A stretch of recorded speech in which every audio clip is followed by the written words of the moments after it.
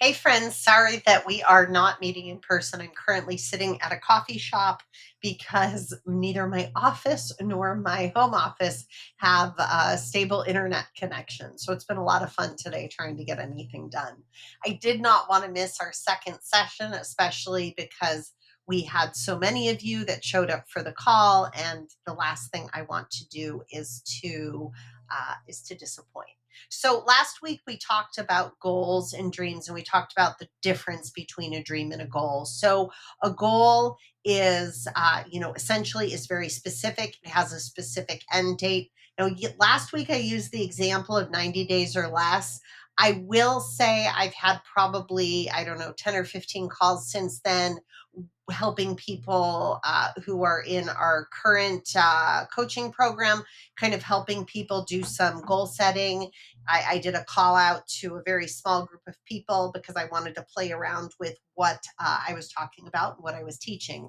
So I think that I can say a goal could go as long as a year. You realistically could have a goal and you could give yourself a year to accomplish that goal. But a goal has to be very specific, and whatever the end date is, or whatever the end date is, it has to be specific. So if it's longer than a year, we're going to call it a dream.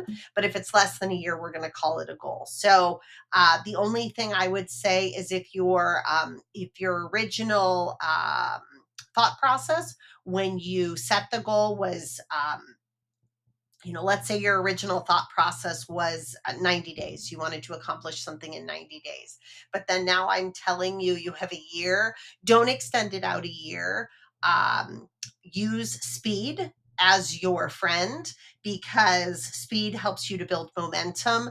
Taking something that's a goal and turning it into a longer timeline, you can actually start to lose your momentum. So that is one thing I will say that I think I myself have fallen guilty of, and I've seen some clients fall guilty of it as well, where they've extended their end date too long. And it applies to weight loss, it applies to planning for a vacation, it can apply to your business goals as well. But if we make that goal date too long, we can kind of start to lose our momentum and we become disinterested in the goal. And then when we go to set a goal the next time, our brains are already telling us we can't do it because look at what happened before. And so now we have that negative self-talk to overcome. So I would much rather see you set smaller goals with a short timeline so that you can actually have success and accomplish them and have that positive reinforcement in your mind,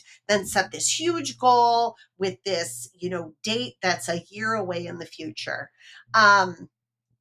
So last week we talked about the difference between a dream and a goal. A goal is very specific. A dream is somewhat vague. It's something out there in the future. So an example of a dream would be, my family, we are looking at moving from California to, we're not really sure. We're not really sure what type of a house we want. We're not really sure what type of a property we want. We will be empty nesters at the end of this school year. So as they say, the world is our oyster, but that would be more of a dream, right? I know that we will be moving at some point, but we really have no destination in mind. We haven't even started to look or talk about, price points. I have a feeling that my price point and my husband's may be very different. And we haven't even talked about type of property. So that would be more of a dream, whereas a goal would be super specific. So if I said, okay, so in 6 months, I want to purchase a property in Texas, my husband would be over the moon if he heard me say that. But I want to purchase a house in Texas. I want it to cost this much money, and I want it to be, in a very specific area. That becomes a goal. So goals are more specific, and when we're more specific on our goals, they actually become tangible. So our brain starts to, behind the scenes, kind of put practices in place to support us in achieving those goals. So the 6 parts of a goal, which we talked about last week, were the wow, the how, the now, the ouch, the vow, and the pow. And I love those. I could do a little dance about them, but the initial excitement, the plan, you're taking action, you find that there's some resistance, you recommit to your goal, and then you achieve your goal, right? That's the cycle of the goal. So we talked about why to set goals and why it's important. We talked about how to set goals. The biggest takeaway that I want you to have from how to set goals is be super specific. Don't overthink it. Don't let that voice in your head that says that's not achievable talk you into giving up, but be very specific on what you want, and don't take a long time to ponder it or think about it. If there is something that you have even a little voice in your head telling you that it's a burning desire, let's create a plan for it, and let's put a plan in place so that we can take action together and you can achieve whatever that goal may be. Um, of course, reasons why people don't set goals. The biggest reason, I think, or what I've seen, is a fear of not achieving them. A fear of, well, what happens if I really want this and I put all of this effort into this and then it doesn't happen? And so my counter argument to that would be, well, what happens if you had the goal to get 25 clients in the next 6 months and it didn't happen? And I'll just ask that question. And, I'll have people say, well, that would be devastating. And I'll have people just kind of think about it and they'll shrug because it doesn't really put them in a different place than they are right now. But then the really intelligent people will say, well, how many clients did I get? And I know that they're on the right path, right? So if you aim for that, let's say 25 in 6 months, you're up here, and let's say you hit 20. That's pretty amazing. That's 20 clients more than what you have right now. So instead of being fearful of not achieving your goals, think about how good it would feel to make that progress. Even though it may not be exactly what you were shooting for, it will still be progress from where you are right now. Take one action, identify one goal, and create an action plan, right? That was the takeaway from last week. So that was my 5-minute summary and my 5-minute snapshot for last week. Now, this week, let's talk about the best way to break down a goal into daily actionable steps. So we talked last week about kind of the generic, what a goal is, what a dream is, why it's important. But now these are the actual tools to break them down into actionable steps. Now, I will tell you this, I do have a gift or a goodie for you guys. If you respond to me, in fact, I'm going to make it super simple. If you respond to me and say, send me the 5 questions, I will send you the 5 questions and I will create a customized step-by-step daily action plan to achieve whatever your goal is in whatever the timeline it is. So the questions, if you want to write them down, because this is video, you can pause me. Just make sure I don't look ugly. So question number 1 is, what is the exact goal and numeric target? So if you said, I want to get more clients, I want you to dig deeper. If you said, I want to get clients, I want you to dig deeper. I want you to be very specific on the number of clients. Question number 2 is, what's the deadline? So when do you want to achieve that goal by? Question number 3, where are you at right now? Do you have 0 clients? Do you have 5 clients? Where are you currently sitting on the dial right now? Number 4, how much time can you commit daily and how many hours and days per week? Number 5, what's your challenge? So the question that, if you've worked with me for probably longer than a week, that you will hear me say is, where are you stuck? Where are you stuck? Because I can be on the phone with somebody. I can have a 30-minute, coaching session with somebody, and we can talk about all kinds of different things, but nothing cuts through the crap like the question of, where are you stuck? Because there's not really much, there's not much wiggle room in that, right? Where are you stuck doesn't leave you room for excuses. Where are you stuck doesn't leave you room for baloney. It's just, where are you stuck? And you may say, I don't know.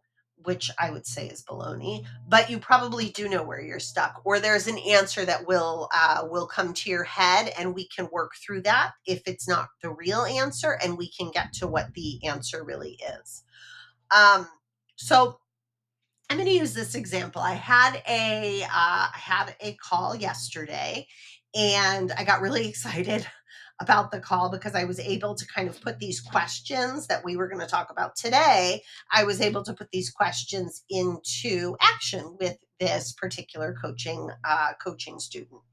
And when I asked him the questions, and it's recorded and it's in the Preferred Partners program Google Drive folder under videos. And I will tell you, I don't have a video editor, so you guys get to see the whole thing play out. So when I asked him what his goal was, he was kind of like, I'm not sure. Nice. And the last thing I want to do is tell you what I think your goals should be. As any coach, that is not our place. I would say the only exception would be maybe like a sports coach, where they're going to say your goal is to win the game. But any other coach, our goal is not to tell you what your goal is. Our mission is not to tell you what you should want. It's for you within yourself to let your heart lead you, and your heart to tell you, this is what I really want. And then there may be some questions behind it that we will push on, or there may be some things, because it really is my job to push you outside of your comfort zone. So there may be some things where we push on, but our job is not to tell you what your goal is. And so it's very challenging for myself as a coach, and any other coaches I know, when you have a client that you're wanting to work with and they're kind of, indecisive, they don't really know what they want. They ask you, what should I want? And sometimes it takes a little bit of patience. Generally, the where are you stuck question will help within that conversation for them to break through. And usually when I talk to somebody who is undecisive or indecisive on what their goals are, it's because they have tried to accomplish things in the past, and for one reason or another they haven't been successful. So it's because there's a lot of fear that's there in front of it. There's reasons why some little voice in their head is telling them, you're not going to achieve it anyway, so don't even try. So it does take a little bit of digging on a little bit more of those questions, but luckily I'm a pretty inquisitive person, so it works out pretty well. So when I talked to him, when we really, really, really got down to it, the goals that he laid out for me were as follows. So what's the exact goal? Right? So 25 new customers is what he decided that he wanted. We talked about it. We talked about, what a part-time load of clients would look like. We talked about what a full-time load of clients would look like, and he got super excited about the 25 new clients. So okay, so we'll say the goal and the target number, which kind of works out perfectly as an example, is 25 new clients. Now, what's the deadline? So of course, the deadline is always one of those things where it's hard for people to choose, right? Well, is that too short? Is it not enough time? Again, we're saying you've got a year or less. So I told him you have a year or less, and he chose 6 months. So 6-month mark would put us very specifically, if we started tomorrow, at April 9th, 2026. He said that he had 0 clients right now. He was able to commit 2 hours a day, 5 days a week, and that his biggest challenge, and I think this will resonate with a lot of us out there, a lot of you out there, was leads, right? He understands the idea of the funnel. He understands that what you put on top are the leads, and what comes out are clients, right? And so, leads turn into prospects, prospects turn into clients. He understands that funnel. And so because he understands that funnel, he was very quick with the challenge or the constraint question, and knew that leads were his challenge. Generally speaking, people are either stuck with leads or they're stuck with skills. And either one of those we can work with you to help you fix, right, to help you overcome. So if it's a skills challenge, maybe it's going over some specific QuickBooks Online training so you feel incredibly comfortable with what you're doing. If it's a leads challenge, then we need to get some momentum going so that those leads are happening. So here's what the plan that we put together for him looks like. His challenge is leads. We know that if we use the rule of 100, the leads become inevitable, right? You're doing so much momentum that those leads are just naturally coming in. He wants 25 customers by April 9th, 2026, and he is able to work 2 hours a day, 5 days a week. And here's what I'm going to say: do the work or don't. The choice is totally yours. Um, so his daily plan would be 100 minutes to create content that drives to a call to action. So, call to action would be something like schedule a call. Um, Pick one platform. So I'm not asking you, I'm not going to recommend that you go and you're doing, posting things on 5 different platforms. So you pick one platform that your audience already uses. Now, what you're going to notice is that there's probably some steps before this, like selecting a niche or a niche and creating that list. But pick a platform your audience already uses. If you know that your audience is out there on social media, then that's where you need to be. If you know that your audience is super responsive via email, then that's where you need to be. If you know that your audience is super responsive via phone, then I hate to tell you this, but that's where that you need to be. So pick one platform your audience already uses, and that's your platform that you're sticking with. Your objective here is to post a minimum of one video, email, or making a phone call per day. As you get faster and you get better, do more. You're going to make sure that you have that call to action every time. And for the second part of his time, so he said he had 2 hours, that's 120 minutes. For the second part of his time, 100 minutes has been dedicated to the creation and the posting, and 20 minutes is dedicated to tracking his results. So on the first day, he's going to spend 100 minutes creating content. Let's say he knows his audience is on social. So he is going to spend 100 minutes recording his video, and then in his 20-minute and posting it. And then in his 20-minute time, he's going to make notes on the video that he posted. And as time goes by, he will make notes on which of his videos that he posted he got the best response rate from.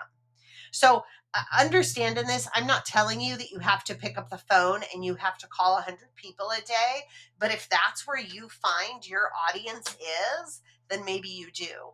And if you are somebody like me that absolutely hates the phone, I love it when I get to talk to you guys, but I do not like cold calling or even really warm calling.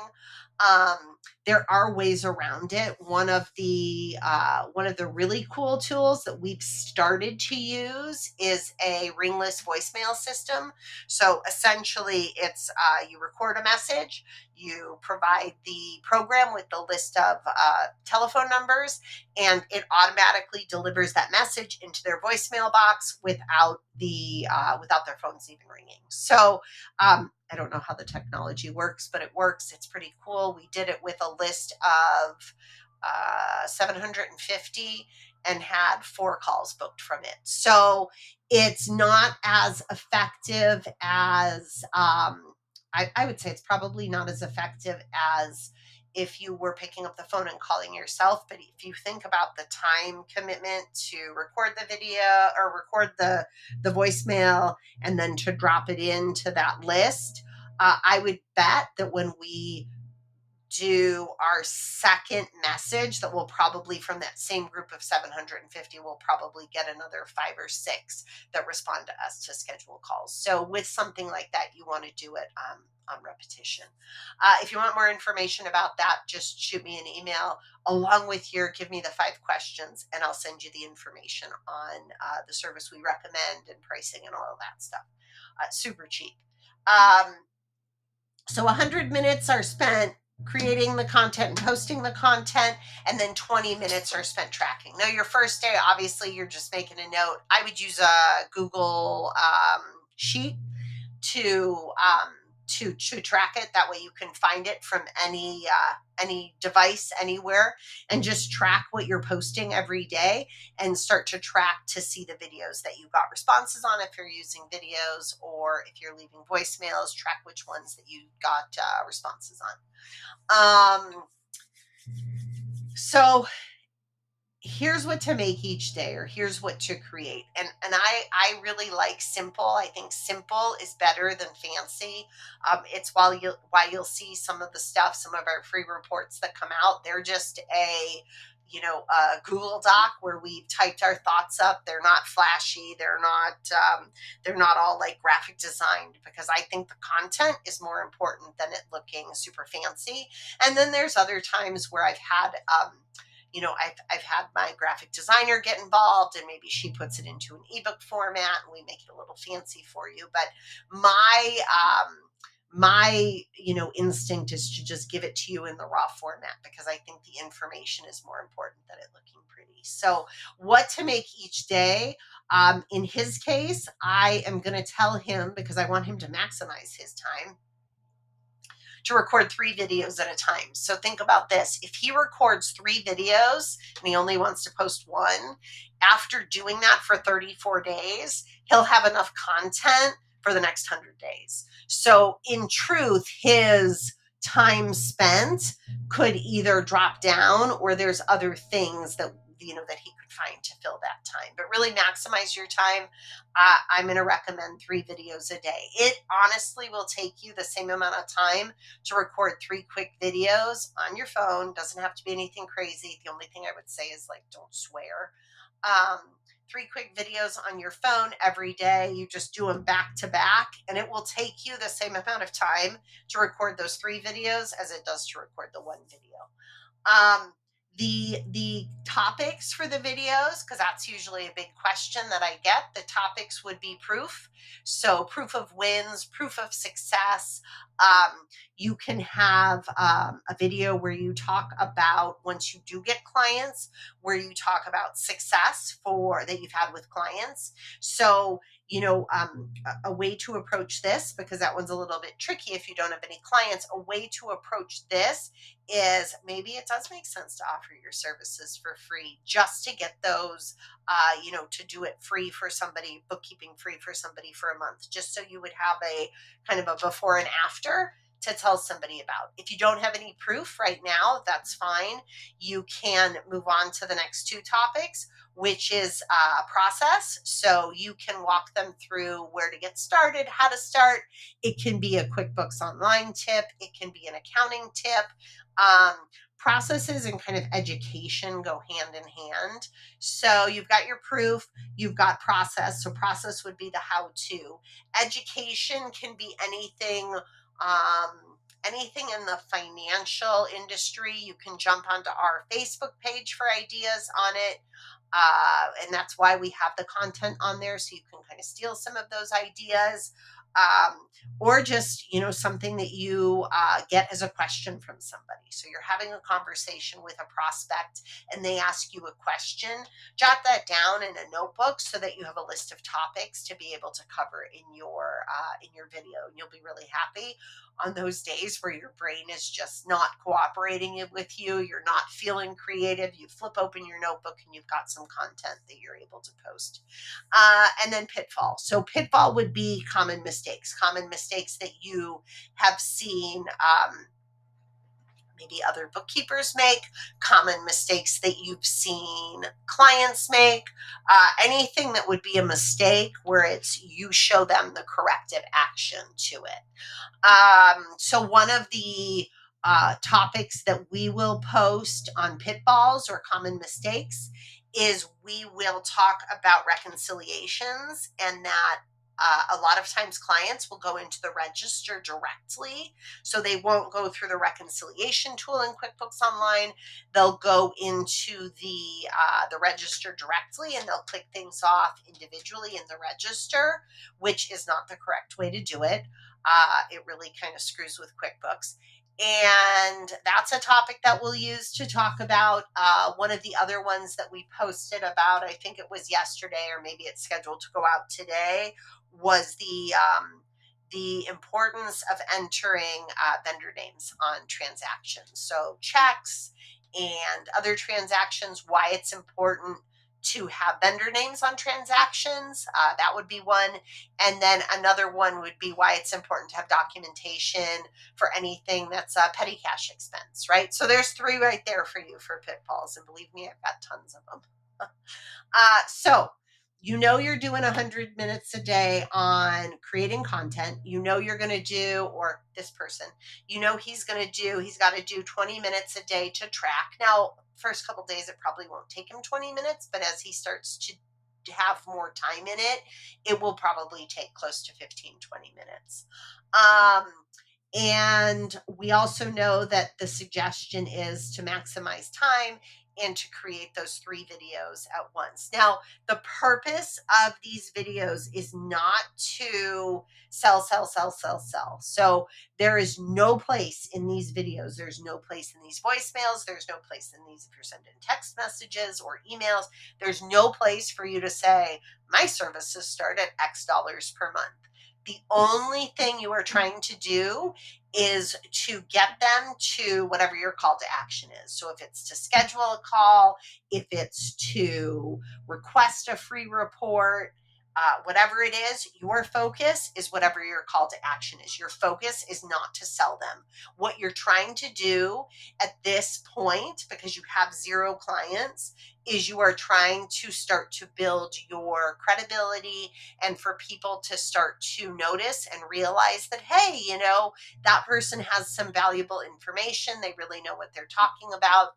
And so, of course, it would become a logical choice for them to want to become a client of yours. It puts you in the seat of being in control rather than feeling like you're begging for their business. And it's a really good place to be in.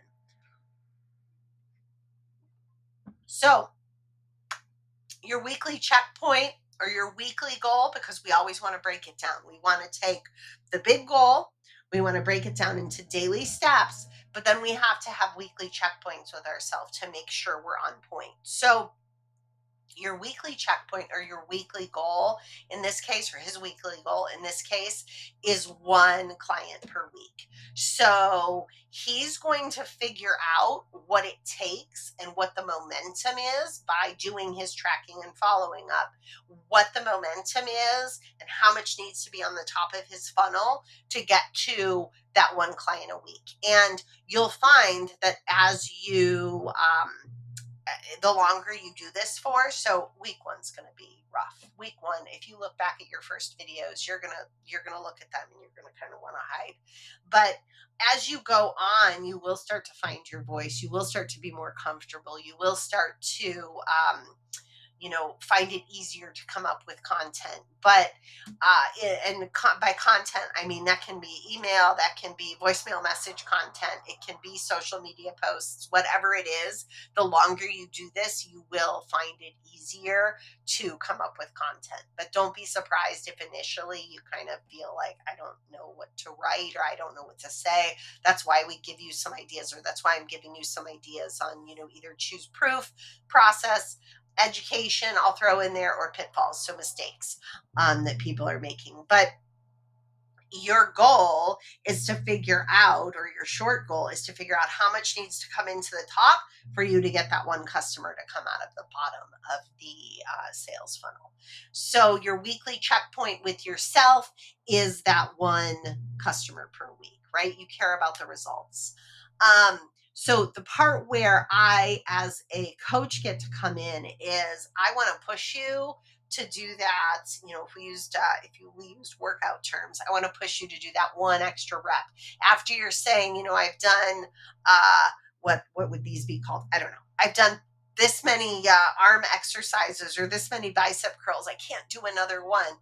Your coach is going to say, give me one more. So I'm going to push you just a little bit outside of your comfort zone. So what that looked like with the fella that I was talking to yesterday is I said 100 straight days. So I told him no weekends off. I told him 2 hours a day, every day for 100 days straight. And the question for him, the question for you is whatever that goal is, how bad do you want it? Do you want it bad enough that you're willing to, get up a little bit earlier in the morning? Do you want it bad enough that you're willing to um, that you're willing to spend time, a little bit of time on the weekends, or that maybe it's at night after your, kids go to sleep, or maybe it's instead of having that TV time, you are, you're spending that, hour and a half every day.